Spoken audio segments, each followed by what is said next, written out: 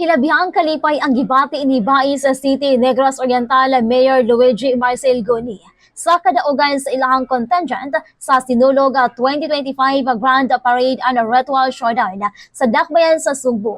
Atol sa awarding ceremony niini sa Cebu City Sports Center kagahapong adlaw Lunes, Enero 20, 2025. Mao kini ang nahimong pamahayag sa mayor atol sa eksklusibong pakighinabi sa Bombo News Team nga matud pa nga ang ilang performance kay giandaman lamang nila og 30 ka adlaw o sulod sa usa ka buwan. Busa dako ang pasalamat niya sa ilang mga dancers, choreographers o trainers nga ilahang nakuha ang kadaugan. Dugang pa niini hinabihan ang ilang kalipay gumikan kay kini ang ilahang unang higayon nga misalwat sa sinulog Grand Parade hinungdan nga usa kini ka makasaysayanon nga kadaugan sa City of Bais. Malipayon na sab nga gipasigarbo sa mayor ang suporta nga ilahang nadawat gikan kang Governor Chaco Sagabarria ug sa tanang katawhan sa Negros Oriental, ilabi na sa Bais.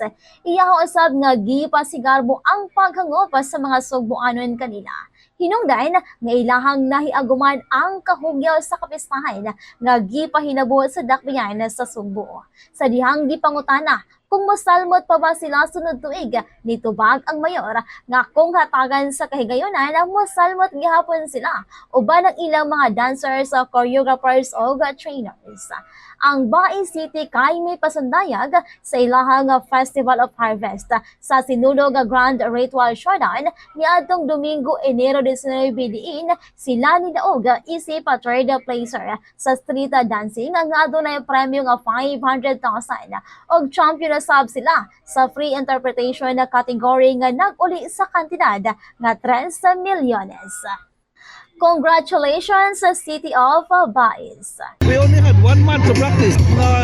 30 days lang. Of course, the participants, and ang ato ang trainer, si Sherwin and his group, mayo silang mo tudlo para sa Bais kanitanan. Pasalamat ko Senior San Nicolas, Senior Santo Niño, of course kanitanan amo ni gibot para sa Bais. Given the opportunity, if we will be invited, and then rest assured we will come back together with Sherwin.